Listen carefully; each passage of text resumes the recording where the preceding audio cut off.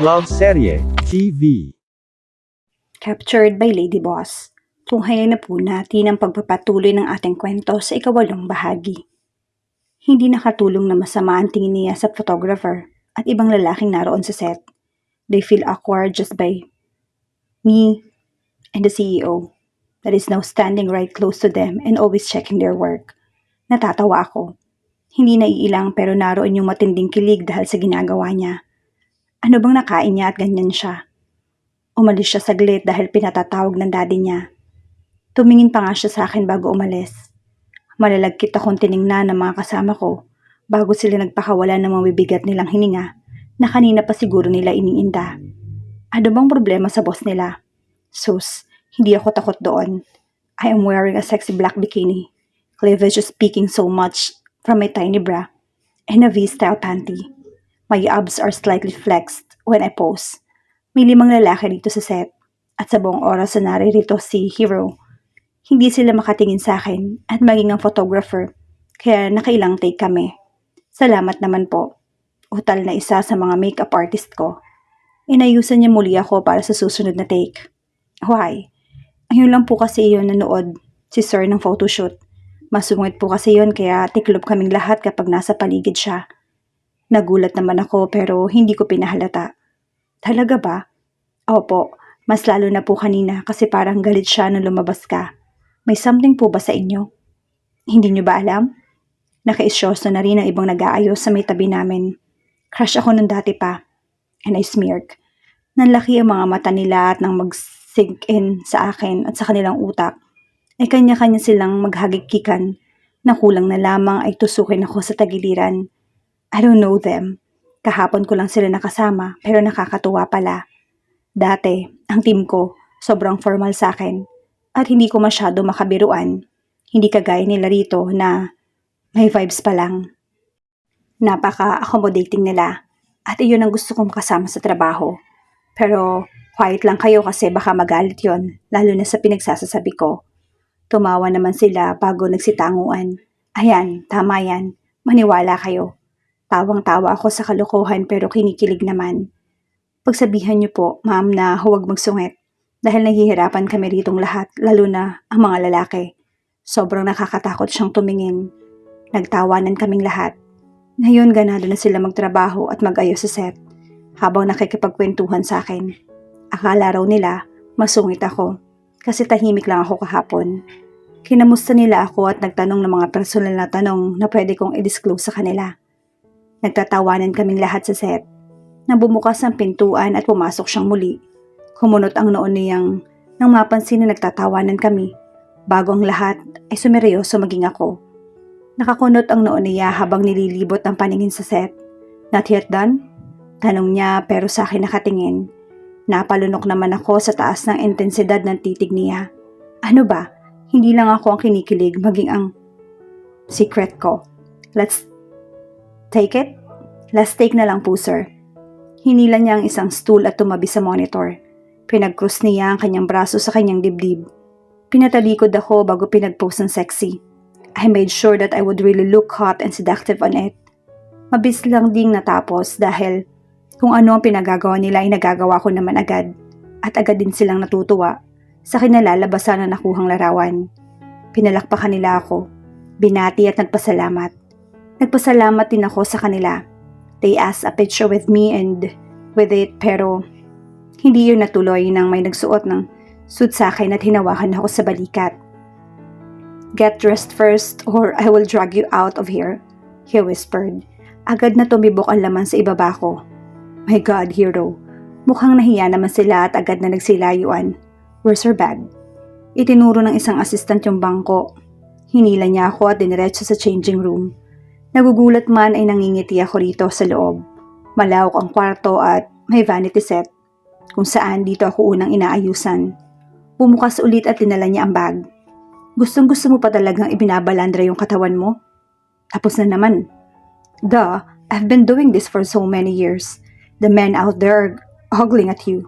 If you only can fire them. Nanlaki ang mga mata ko at tinabunan ng bibig niya. Marinig ka nila. Ang sama mo. They are just working at saka ano naman? Ano? Parang napindot ko yung natitirang pasensya niya. Shit, mali yata yung nasabi ko. Anong ano naman? Dahil ba sa pagtabon ko sa kanyang bibig ay napalipat ako sa kanya? Huli na para ma-realize ko ang ginawa ko. He went closer. Our chests are touching. I am a model. We all just need to be professional. I am used to this and showing so much skin is not a big deal. I am confident with my body. I am confident with my beauty. It's part of being a model kaya naman walang masama roon. Ayun na nga eh. Should I give you another job instead? You can't do that. Para mo naman rin akong iniinsulto nun. Tumalikod ako. Sumamabigla yung pakiramdam ko. Would you judge me again? Pinatungan ko na lamang iyon ng dress. Hindi ko na inabali yung sarili ko na palabasin siya. Wala na akong lakas. Venice, hindi ko siya pinansin. I am confident with myself. Ayaw ko maaapektuhan iyon ng dahil lang sa kanya. Honey, parang bumalik ako sa panahong na insulto ang aking pagkatao. Oo nga at may mali ako. Pero wala naman sigurong mali na umibig at gumawa ng first move. I removed the other accessories and put it back on the drawer. That's not what I mean, hon. He held me by my elbows. Nakatalikod ako sa kanya at ramdam ko yung init na dala ng katawan niya. Venice, hindi ko pa rin siya pinapansin. Give another job his face. I love modeling so much. How can he say that easily just because I am showing too much skin? His hand uttered suddenly enveloped my stomach. Hindi naman kasi ganun. Listen to me please. I did not intend to insult you, okay? It's just that I feel like I want to wreck the neck of those men who would ogle on you. I feel, if you are just saying that to make me feel better, I am jealous. Gusto ko ako lang. You have a very sexy body that every man will wish for. You have a very beautiful face that every man would die for. I don't know. I don't understand myself that it frustrates me so much. Please don't get mad at me. Akala ko iniisip na naman niya na mababang babae ako, na hindi ko binibigyan ng halaga ang aking sarili. I'm sorry for what I had said before. I regret all of it. He said sorry. Nag-init ang magkabilang sulok ng mata ko. I held his hands. Mas lalo itong humigpit at mas lalong ng katawan niya sa akin. Sorry na. Wala akong intensyon na mainsulto ka. Biglang umutlaw ang ulo niya sa salamin at saka ipinatong ang baba sa balikat ko. We are both watching ourselves from the mirror. Napakagaan ng pakiramdam ko. Para akong nasa ulap. Hinihili ng malamig na hangin. Pinakatitigan niya yung mata ko mula sa salamin. Parang hinahalukay niya yung kaluluwa ko. I'm sorry. You are staying so long here. Labas ka na muna. Mag-ayos lang ako saglit. Please. I didn't. Sa labas ka na kasi muna. Nauumay na ako sa sorry mo. Isa pa, baka akalain nila kung anong ginagawa natin dito. Umirap ako dahil mas lalo niyang ipinagkiskis yung pisngi namin dalawa. I want him to go out dahil hindi ko na kayang pigilan yung sarili ko. He is too close to me. I can perfectly feel his body on my back. It sends a much sensation. I am a person with a very high hormone that if it's too much to handle, I cannot control myself anymore. Hindi siya sumagot at mas hinigpitan pa yung yakap sa akin. Labas na. Hero, bago ako magalit sa'yo. Hindi ka galit? His eyes are glistening with happiness. Ang mga ngiti niya ay makalaglag panty talaga. Tila nadadala ko sa kasiyahan ng mata niya. Malapit na ako magalit kaya kung hindi ka palalabas. Sa mga mata namin sa salamin kami nag-uusap. Dumb. I feel hot. I saw him pouted. Nanlaki ang mga mata ko nang halikan niya ako sa aking pisngi bago lumabas. As soon as he closed the door, nanghihina ako na paupo sa upuang para lamang sa akin habang kip-kip ang aking dibdib. Bisit na hero. Ano, nababaliw na rin ba siya sa akin? Aba kung ganon, hindi niya agad ako makukuha ng ganon-ganon na lang. Akala ko, may insulto na naman ako. We need to be open-minded always. At ayon ang natutunan ko sa mga nagdaang taon. People may say bad things towards you. If it pertains to your behavior towards them or to other people, you should know how to listen to it and reflect of what could be the reason why they have said that. Minsan, yung mga taong nakapagsasalita sa atin ng masama, sila pa yung magpapagising sa atin sa katotohanan at sa ating mga pagkakamali. I need a man who would support me with my passion. I hope Hero will. At kung mapapatunayan ko, Sinisigurado ko na pipikutin ko na talaga siya. Natawa naman ako sa aking isipan.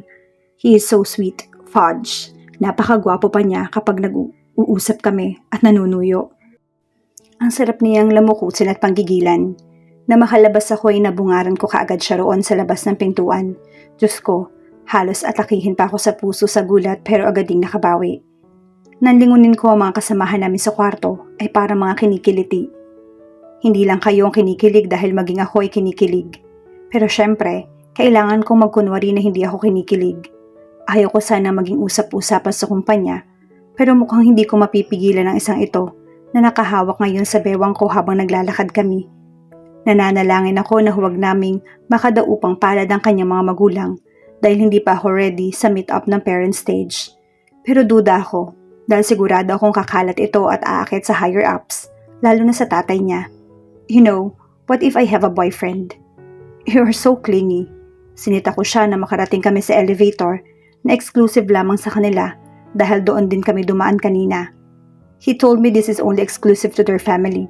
Ang heavy, baka future husband ko yan. Humigpit ang hawak niya sa bewang ko. Kahit dito sa loob nakahawak siya, he looked at me like I seen so much to him. You have? Ni hindi bumuka ng malaki yung bibig niya ng isatinig iyon. Maybe yes, maybe no. I don't think so. If you have, you won't kiss and grab my boner on our first encounter after some years. He confidently said and kissed my ears. Lumayo naman ako sa kanya pero ang katawan ay nanatiling nakadikit sa pagkakayakap niya sa bewang ko. Halik ka rin ng halik. Paano kung ayaw kong hinahalik-halikan mo ako? Hinarap niya ako sa kanya. Nakahawak ako sa dibdib niya dahil gusto niyang magkalapit talaga kami. Nakakainis. Baka mamaya, hindi ko na makayanan ang kilig at himatayin na. Ayaw mo? He asked. Voice is so low. Pinaglapat niya ang noo naming dalawa. He is staring straight to my eyes. And I feel so drawn. Inirapan ko lamang siya. He laughed with my reaction. Napatabon ako sa aking bibig dahil sa pagtawa niya. Oh shit, wala pa naman akong boyleg ngayon. Baka ang panty ko ay malaglag. Bakit ang tagal namin bumaba? Baka sunggaban ko na lang siya. Umiwas ako ng tingin pero hinawakan niya yung magkabilang pisngi ko. I am now giving you the right to kiss and touch me anytime you want. Tinula ko siya at saka lumayo. Nanatili sa kabilang gilid ng lift. Anong akala mo sa akin? Gustong-gustong mga halik mo?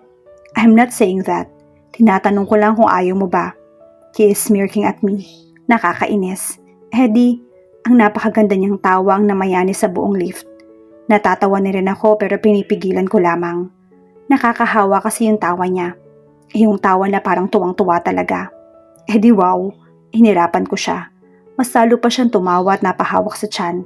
Kakainis, kinikilig ako. Punyeta. Bumukas ang lift na hindi pa rin siya tumitigil sa pagtawa. Nakasibangot ako at naunang lumabas. Agad naman siyang humabol sa akin at hinawakan na naman ako sa bewang ko. Pinagbuksan niya rin ako ng pinto. Natawa siyang nakatingin sa akin. Nakakainis ka. Sambit ko at hinampas siya sa dibdib. Mas lalo lang siyang tumawa. Nanahimik na lamang ako sa buong durasyon ng biyahe. Hero seems like he is in a very good mood because he's been smiling at all time. What would you do after this? Wala, sa bahay lang. Hihilata, kakain at manunood. It depends on my mood. Why? Panaka-naka siyang lumilingon sa akin. You told me you don't know how to drive. Natawa naman ako sa aking isipan. Of course, I know how to drive. Hindi nga lang magaling pa at kailangan pa rin mag-practice. Lalo na rito sa Pilipinas na hindi ko kabisado ang mga daan at lugar. Ibang drive kasi, yung kaya ko kahit walang practice. So, natigil kami dahil pula na ang ilaw ng traffic. He placed his hand on my leg. I will teach you hanggat maluwag pa yung schedule ko ngayon. He sweetly said and caressed my leg. I look at him, pero hindi ko matuloy ang aking nais sabihin dahil sa sensasyong dala ng kanyang haplos. Pero his eyes never leave mine, but his hand is still working on my leg.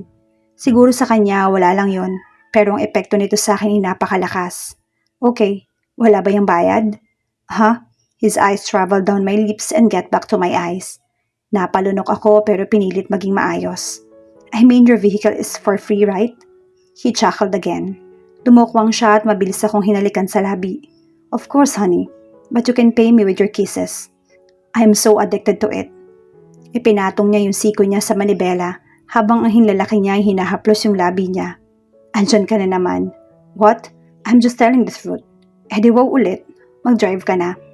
Hindi niya inalis yung kamay sa ibabaw ng hita ko na magsimula muling mag-drive. Honey, parang gusto kong tumikim ng honey, kakahani-honey niya. Nabuntis na agad ako sa kanyang halik, kaya pati ang honey, pinaglilihian ko na kaagad. Wisit na hero to. I never expected him to be like this. Dati napaka-aloof pa niya at masungit.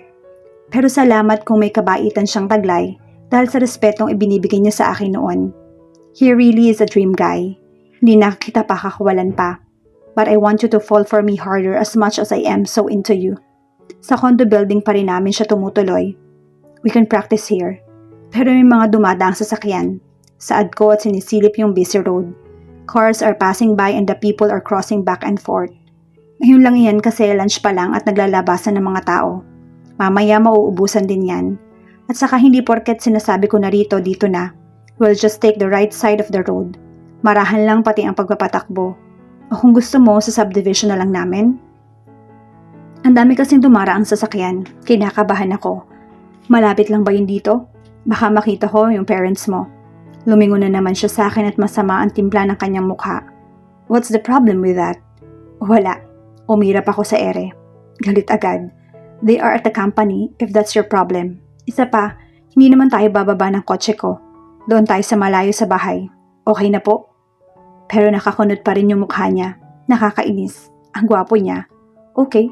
Nanahimik na lang kami sa loob ng kotse. Ang katahimikan na iyon ay nagbibigay ng kapayapaan sa aming dalawa. Nagtataka ako nang tumigil siya sa malapit na restaurant. You have not taken our lunch first. Oo nga pala. Pati iyon nalimutan na dahil kay Hero. Sa kanyang kagwapuhan pa lang busog na ako. What do you want to eat? I don't know. What they offer here. Ikaw na lang ang bahala. Hindi sa tinatamad ako magbasa ng menu pero gusto kong siya ang pumili ng pagkain para sa akin. I don't have allergies with anything kaya wala siyang dapat ipag-alala.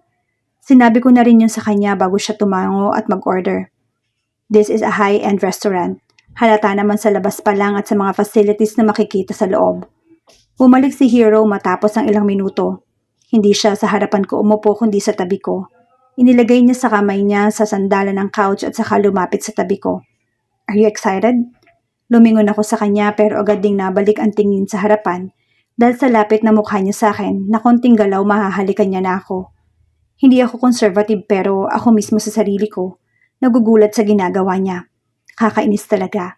Pinapakilig niya ako to the highest level. Naging maalaga siya nang kumain kami. He always asks me how was the food? If I want to eat more like that or I am full and what are my favorite foods? Simple questions but something to be appreciated for. May mas ikalalambing pa pala siya. He is so clingy. Kung hindi sa likuran o sa bewang, sa hita ko naman. I never expected this in my entire life. I never really thought this won't happen in real life and would only stay in my imaginations. Parang kahapon lang, umuwi ako ng Pilipinas tapos ngayon, heto, kasama ko siya na akala mo ay boyfriend ko. Sinong hindi magugulat? Nang marating namin ang subdivision nila ay tinigil niya na sa tabi. Let's start. He told me things that I need to know. May iba pa namang alam ko na at may bago pa rin ako natutunan ngayon. He let me sat on the driver's seat. Fix the rear view mirror. Kapag nakikita mo na yung likuran, okay na yan. Inayos ko naman. Nakikita ko na rin ang nasa likuran. Alam ko na ang basics sa driving pero nagkukunwari akong walang alam. That's not it. This one. Itinuro niya ang dapat ay pinipindot ko. Pero sa totoo lang, nangangapa ako sa kotse niya kasi sobrang high-tech. Ang daming pinipindot.